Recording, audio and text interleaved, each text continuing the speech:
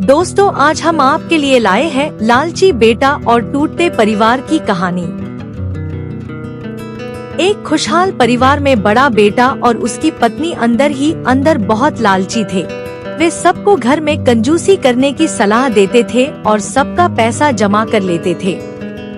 छोटे भाई से भी वो उसकी और उसकी पत्नी की सैलरी महीने के पहले दिन ही ले लेता था।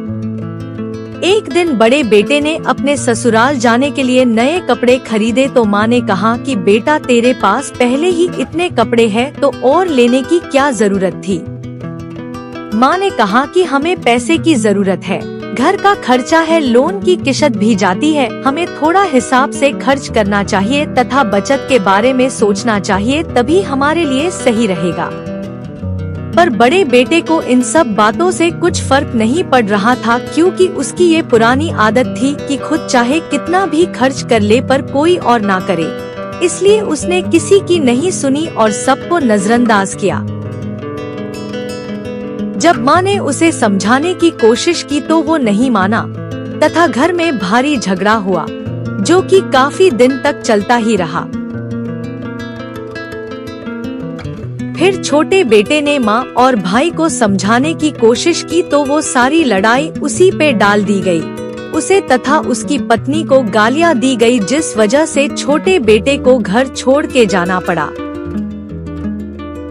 छोटे बेटे के जाने के बाद सबको एहसास हुआ कि घर का सारा खर्च उसकी और उसकी पत्नी की सैलरी से चल रहा था। बड़े बेटे ने माँ बाप पर दबाव बनाकर छोटे बेटे पर भरण पोषण का केस करवा दिया, जिससे कि उसे घर का मालिकाना हक मिल जाए और साथ में छोटे भाई से पैसे भी मिले। छोटा भाई बहुत शांत और भगवान में विश्वास रखने वाला इंसान था, इसलिए वो चुपचाप कोर्ट में गया और पेपर्स पर साइन करके आ गया। उसने किसी से कोई शिकायत नहीं की और सब भगवान पे छोड़ दिया। समय बदला और लालची बड़ा बेटा इतना अंधा हो गया कि उसने अपने ही बूढ़े माता पिता को घर से निकाल दिया। फिर घर की किश्त नहीं भर पाया तो घर को छोड़ के किसी किराए के घर में रहने लगा। दूसरी ओर छोटा बेटा अपनी मेहनत से अपना घर बना चुका था और माँ बाप भी वापस अपने गांव के घर जाके सुकून से रहने लगे।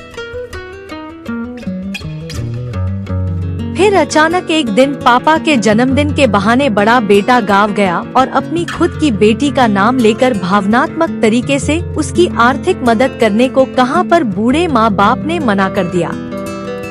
जब उसे कोई मदद नहीं मिली तो वो गुस्से में पागल सा हो गया और अपनी ही बहन के ससुराल वालों से जाके बहन के बारे में बुराई करने लगा।